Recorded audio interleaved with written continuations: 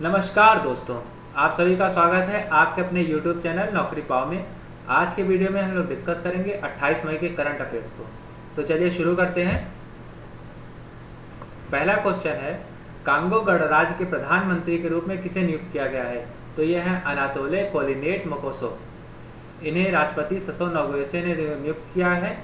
ये क्लीमेंट मुम्बा की जगह लेंगे। 2011 में वह सरकार में युवा और नागरिक शिक्षा मंत्री के रूप में भी काम कर चुके हैं। और कांगो जो है ये सब सहारन कंट्री है जो इक्वेटर के पास है।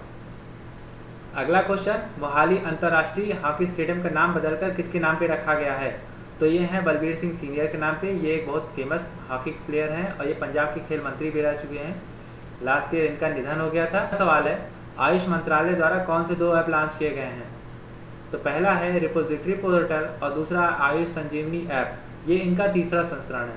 तो ये दोनों एप्लीकेशन काफ़ी यूजफुल होंगे फॉर द प्रैक्टिशनर्स और आम आदमी के लिए, क्योंकि इनके अंदर कलेक्शन होगा जो क्लिनिकल ट्रायल्स होते हैं, डिफरेंट टाइप के जो चिकित्सा पद्धति होती हैं, चिकित्सा होती है, उनके जो क्लिनिकल ट्रायल होगा उसका जो रिजल्ट होगा उसमें कलेक्ट किया जाएगा। तो इससे ये क्या बोलते हैं, एनालिसिस करने में काफ़ी यूजफुल होगा।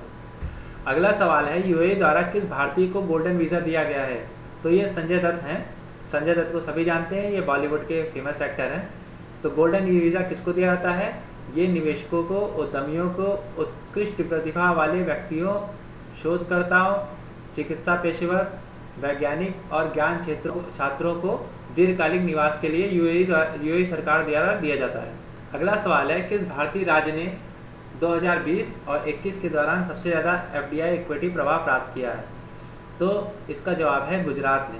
गुजरात में सबसे ज़्यादा एफडीआई मिला है। एफडीआई क्या होता है कि एक पर्टिकुलर किसी देश का आदमी दूसरे देश में अपनी कंपनी को स्टार्ट करता है और उसकी जो डिफरेंट एक्टिविटीज़ होता है उसको कंट्रोल करता है और उसका जो है ओनरशिप भी उसके पास ही होती है। अगला सवाल है कि 2020-21 में भारत के निवेशकों देशों की सूची में कौन सा देश सबसे ऊपर है? तो ये सिंगापुर है। तो सिंगापुर सबसे ज़्यादा इंडिया में निवेश करता है एफडीआई के मामले में। ये 29% है। इसके बाद है अमेरिका और उसके बाद मॉरिशस है। सबसे ज़्यादा जो एफडीआई रिसीव हुआ है वो कंप्यूटर सॉफ्टवेयर और हार्डवेयर के फॉर्म में रिसीव हुआ है, जो कि 44% है।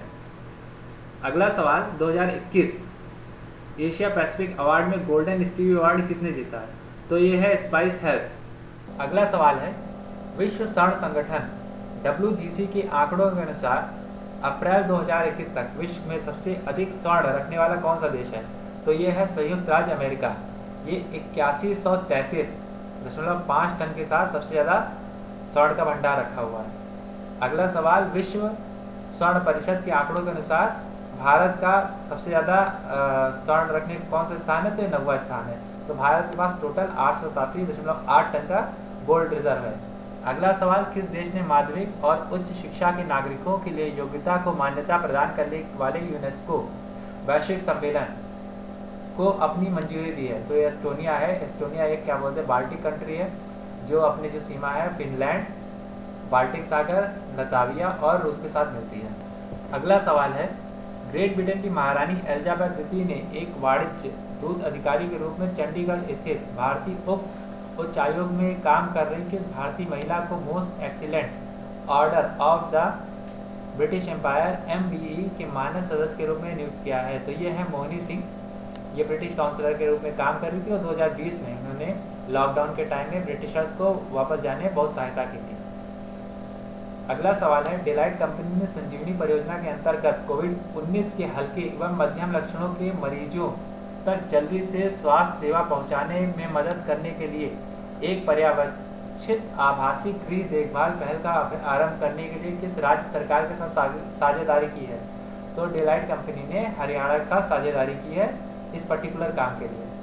अगला सवाल है, संयुक्त राष्ट्र शांति रक्षक अभियान और अभियान सहायता विभाग के बीच साझेदारी में कौन सा देश यूनाइटेड अवेयर नाम की एक चलित तकनीकी मंच विकसित करने की दिशा में काम कर रहा है, जो शांति रक्षकों को स्थिति जन जागरूकता बढ़ाने में मदद करेगा और क्षेत्र में संबंधित जानकारी प्रदान करेगा? तो ये है भारत। तो भारत यूनाइटेड अवेयर नामक मंच के साथ काम कर रहा है। अगला सवाल है, अंतरिक्ष यान के ज्यूस नामक परमाणु संचालित ऊर्जा मॉड्यूल को किस देश की संस्था द्वारा संचालित किया जाता है, जिससे यान के माध्यम से अधिक दूरी भी तक अंतरिक्ष में भार युक्त माल को ले जाने के लिए पर्याप्त शक्ति उत्पन्न की जा सके। तो ये है रॉसकॉस्मॉस। तो रॉसकॉस्मॉस रूस की एक अंतरिक्ष संस्था है, जैसे इंडिया में इसरो है और अमेरिका में नासा। अगला सवाल है, रूस 2000 फीफा अंडर 17 महिला विश्व कप का आयोजन किस देश में 11 से 30 अक्टूबर तक करेगा? तो ये भारत में इसका आयोजन करेगा। अवतार सिंह मसीन द्वारा लिखित पुस्तक का नाम क्या है? नेहरू, तिब्बत और चीन। Reserve bank innovation hub RBIH ने अब किसे अपना मुख्य कार्यकारी अधिकारी नियुक्त किया? तो ये राजेश बंसल है। अगला सवाल है, कौन सा संस्थान 2023 में चंद्रमा, पानी और अन्य संसाधनों की खोज के लिए योजना बना रहा है? तो United state national aeronautics and space administration. तो ये नासा की एजेंसी है। ये वाइपर के इनका जो प्रोब है, रोवर है, इसका नाम है वाइपर। इंडियन बैंक के नए प्रबंध निदेशक और मुख्य कार्यकारी अधिकारी किसे नियुक्त किया गया? तो ये शांतिलाल जैन है। विश्व स्वास्थ्य संगठन ने किस देश के साथ मिलकर बायो हब इनिशिएटिव शुरू किया है, जो पैथोजन को प्रयोगशालाओं के बीच में साझा करने और उनके विरुद्ध विश्लेषण और तैयारी की सुविधा प्रदान करेगा? तो ये है स्विट्जरलैंड। अगला सवाल, किस देश के प्रधानमंत्री ने घोषणा की है कि उनका देश विश्व स्वास्थ्य संगठन और अन्य भागीदारी राष्ट्रों के साथ मिलकर कोविड-19 वेरिएंट और उभरती बीमारियों की पहचान करने के लिए उन्नत अंतर्राष्ट्रीय रोगजनक निगरानी नेटवर्क विकसित करेगा? तो यूके के प्रधानमंत्री बोरिस जॉनसन ने ऐसा कहा है। अंतर्राष्ट्रीय अक्षय ऊर्जा संस्थान IRENA का मुख्यालय कहाँ पे है? ये आबू धाबी संयुक्त अरब अमीरात में है। प्रफुल्ल तोडा हाल में चर्चा में है। वे कौन है? ये लक्षद्वीप के प्रशासक हैं। लक्षद्वीप में इससे पहले क्या बोलते हैं, प्रशासक जो होते IAS होते थे, ये पहले मंत्री हैं जो लक्षद्वीप में प्रशासक बने हैं। तो दोस्तों, कैसी लगी आपको वीडियो? इसका रिस्पांस फीडबैक दें कमेंट सेक्शन में, और लाइक करें, शेयर करें, सब्सक्राइब करें। तब तक के लिए गुड नाइट।